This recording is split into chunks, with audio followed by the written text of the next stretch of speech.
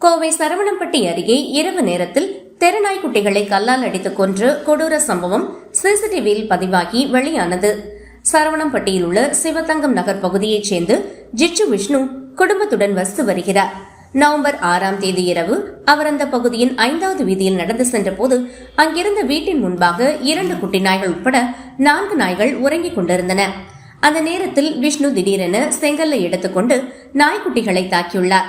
அதில் 2 நாய்க்குட்டிகள் படுகாயமடைந்து அங்குதான் உயிரிழந்தன. அந்த கொடூர காட்சி அப்பகுதியில் பொருத்தப்பட்டிருந்த சிசிடிவியில் தெளிவாக பதிவாகியுள்ளது.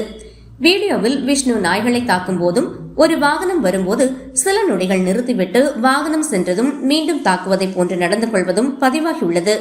மேலும் எதிரே உள்ள வீட்டிலிருந்து ஒருவர் கேள்வி எழுப்பிய போது அவரிடம் ஏதோ கூறி தப்பிக்க முயன்ற காட்சியும் அந்த வீடியோவில் காணப்படுகிறது. நாய்களின் சடலங்களை கண்ட அப்பகுதி மக்கள் உடனடியாக விலங்குகள் வன்கொடுமை தடுப்பு சங்கம் நிர்வாகிகளுக்கு தகவல் அளித்தனர். அதன் பேரில் சங்க ஒருங்கிணைப்பாளர் பாலகிருஷ்ணன் சரவணம்பட்டி காவல் நிலையத்தில் புகார் அளித்தார். அதன்படி போலீசார் ஜிச்சு விஷ்ணுவுக்கு எதிராக வழக்கு பதிவு செய்து தீவிர விசாரணை மேற்கொண்டு வருகின்றனர்.